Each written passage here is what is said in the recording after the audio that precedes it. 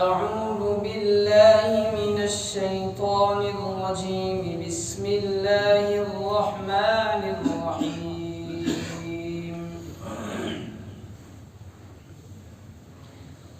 وقيل للذين اتقوا ماذا أنزل ربكم قالوا خيرا للذين أحسنوا في هذه الدنيا حسنة ولدار الآخرة خير ولنعم دار المتقين جنات عدن يدخلونها تجري من تحتها الأنهار لهم فيها ما يشاءون كذلك يجزي الله المتقين الذين تتوفاهم الملائكة طيبين يقولون سلام عليكم ادخلوا الجنة بما كنتم تعملون.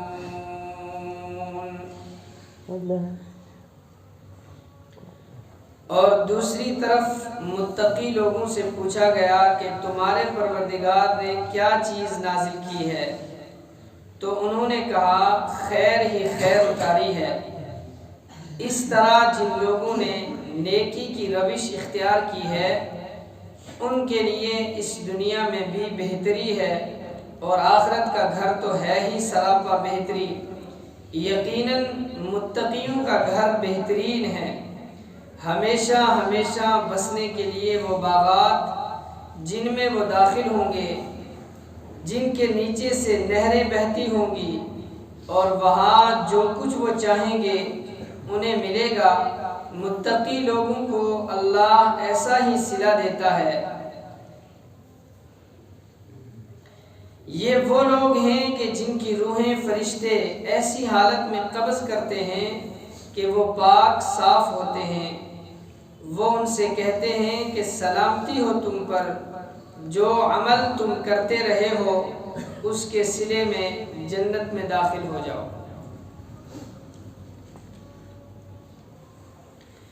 اس سے پہلی آیات میں اللہ تبارک و تعالیٰ نے تذکرہ فرمایا تھا مشرکین، ظالمین اور نافرمان لوگوں کے انجام کا،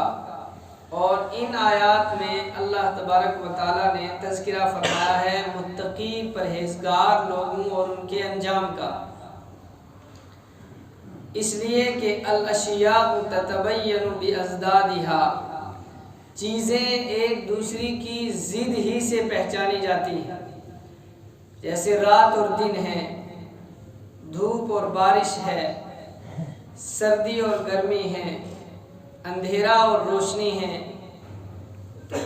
بیماری اور صحت ہے. تو ہر چیز کی ایک ضد ہوتی ہے. جب اس کی ضد کا تذکرہ کیا جائے تو وہ چیز واضح طور پر سمجھ میں آ جاتی ہے. اللہ تبارک و تعالیٰ بھی جہاں نافرمانوں اور ان کی سزاؤں کا تذکرہ کرتے ہیں، ساتھ میں فرمانبرداروں اور ان کی نعمتوں کا بھی تذکرہ فرماتے ہیں. اس کا فائدہ کیا ہوتا ہے کہ سب سے پہلے جو نافرمان ہوتے ہیں جب وہ اللہ تبارک و تعالیٰ کی عطا کے متعلق سنتے ہیں، پہلے تو اپنی مصیبت اور اپنے ٹھکانے کے تعلق سے سنیں گے،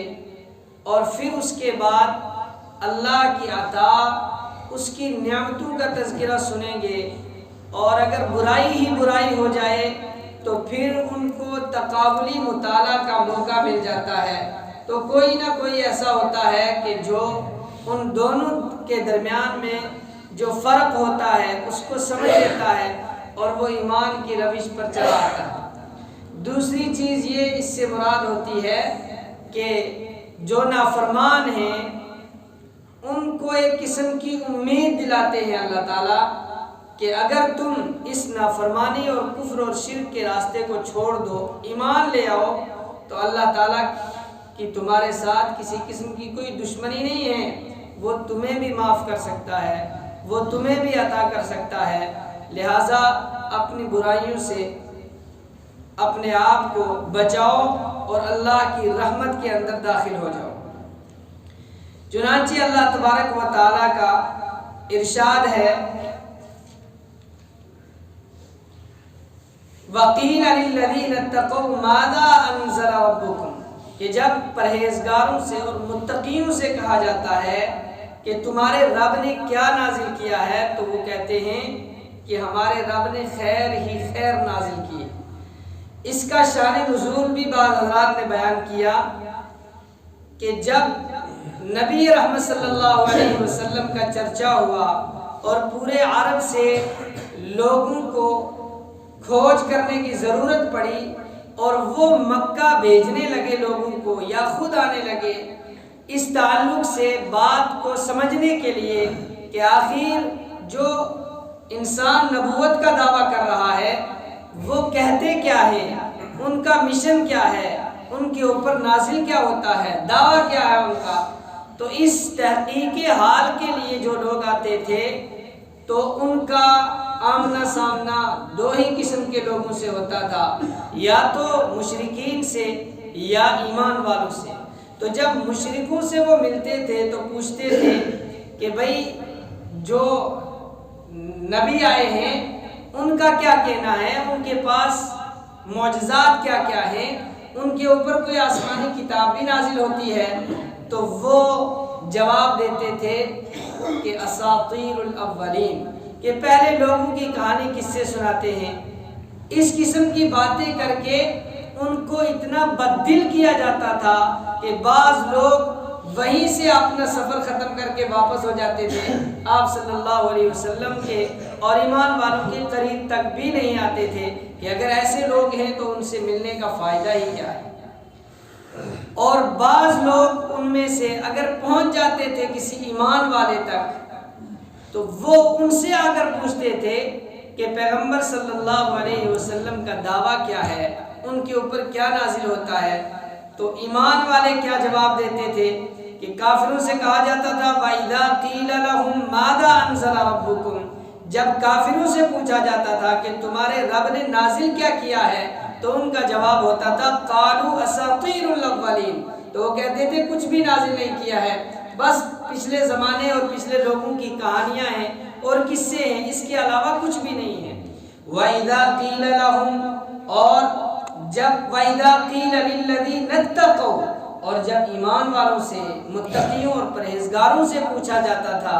کہ ماذا انزل ربکم، تمہارے رب نے کیا نازل کیا ہے، تو ان کا جواب یہ ہوتا تھا قالوا خیرا، کہ اللہ نے خیر ہی خیر نازل کی ہے۔ لیکن یہ خیر کس کے لیے ہے؟ للذین احسنوا، ان لوگوں کے لیے کہ جو اچھائیاں کریں، اچھے اعمال کریں، فی ہذہ الدنیا حسنہ، ان کے لیے اس دنیا میں بھی حسنہ اور بلائی ہے، ولدار الآخرۃ خیر، اور ان کے لیے آخرت کا ٹھکانہ بھی بہتر ہے، ولنعم دار المتقین، اور یقیناً پرہیزگاروں کا ٹھکانہ کیا ہی خوب ٹھکانہ ہے، کیا ہی بہتر ٹھکانہ ہے۔ اس کی تفصیل بیان کرتے ہوئے اللہ تعالیٰ فرماتے ہیں وہ کیسا ٹھکانہ ہوگا، جنات عدن، وہ ایسے باغات ہوں گے، یدخلونہا تجری من تحتہا الانہار، کہ جن میں وہ داخل ہوں گے اور ان کے نیچے نہریں بہتی ہوں گی، لہم فیہا ما یشاؤون، اور سب سے بڑا انعام وہاں وہ ہوگا کہ جو وہاں انسان چاہے گا اس کو وہ وہاں میسر ہوگا، ملے گا۔ کذالک یجزی اللہ المتقین، اسی طریقے سے اللہ تعالیٰ بدلہ دیتا ہے متقیوں کو اور پرہیزگاروں کو۔ کون ہیں متقی اور پرہیزگار؟ الذین تتوفاہم الملائکۃ،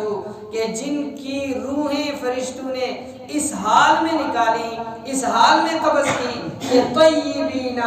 جبکہ وہ پاک صاف تھے، یعنی کدورت نہیں تھی ان کے دلوں میں شرک اور کفر کی، نافرمانیوں کی۔ یقولون سلام علیکم، کہا جائے گا ان سے سلامتی ہو تم پر، ادخلوا الجنت، داخل ہو جاؤ جنت میں، بما کنتم تعملون، جو تم دنیا میں اچھے اعمال کرتے رہے ہیں ان اعمال کے بدلے میں تم جنت میں داخل ہو جاؤ۔ ایک فرق سمجھنے کی کوشش کرنی چاہیے کہ جہاں مشرکوں کا تذکرہ آیا، نافرمانوں کا تذکرہ آیا، اللہ کے دشمنوں کا تذکرہ آیا، تو وہاں بھی اخیر میں کیا کہا گیا کہ یہ برا ٹھکانہ، یہ جہنم کا عذاب آخر ہے کس کے لیے؟ تو اللہ تعالیٰ نے فرمایا الذین تتوفاہم الملائکۃ ظالمی انفسہم، کہ جن کی موت اس حال میں واقع ہوئی کہ وہ اپنے آپ پر ظلم کرنے والے تھے۔ اس سے یہ بات سمجھ میں آئی کہ اگر کوئی ظالم، مشرک، نافرمان اخیر وقت میں مرنے سے پہلے توبہ کر لے تو وہ جنتی ہوگا۔ اللہ تعالیٰ نے یہ چیز بیان کر دی، اور جو لوگ رائے راست پر ہیں، ایمان پر ہیں، ان کو بھی اپنی ثابت قدمی کے لیے دعا کرنی چاہیے کہ اللہ ایمان پر خاتمہ فرمائے، اللہ ایمان کے اوپر ثابت قدم رکھے، اس لیے کہ اخیر میں یہ کہا گیا کہ کسی کو یہ چیز جو ہے ذام میں نہیں لینی چاہیے، یہ اس چیز سے خوش نہیں ہونا چاہیے کہ میں ایمان پر ہوں۔ خوشی تو ہونی چاہیے، لیکن خوشی کے ساتھ ساتھ اللہ سے ثابت قدمی کی دعا بھی ہونی چاہیے، جو بار بار سورہ فاتحہ میں ہر رکعت کے اندر کہا جاتا ہے اہدنا الصراط المستقیم، کہ اے اللہ تو صراط مستقیم پر ہمیں ثابت قدم فرما، اس پر چلنے کی توفیق عطا فرما۔ تو ایمان والوں میں سے ان ایمان والوں کو جنت ملے گی، اور یہ عمدہ ٹھکانہ ملے گا الذین تتوفاہم الملائکۃ طیبین، کہ جن کی موت جو ہے خیر پر واقع ہوئی ہو، خاتمہ بالخیر جن کو نصیب ہوا ہو، کہ ایمان کے اوپر زندگی گزاری اور ایمان ہی کے اوپر ان کی موت ہوئی ہو۔ اللہ تبارک و تعالی ہم سب کو ایمانی موت نصیب فرمائے اور ایمان کے مطابق زندگی گزارنے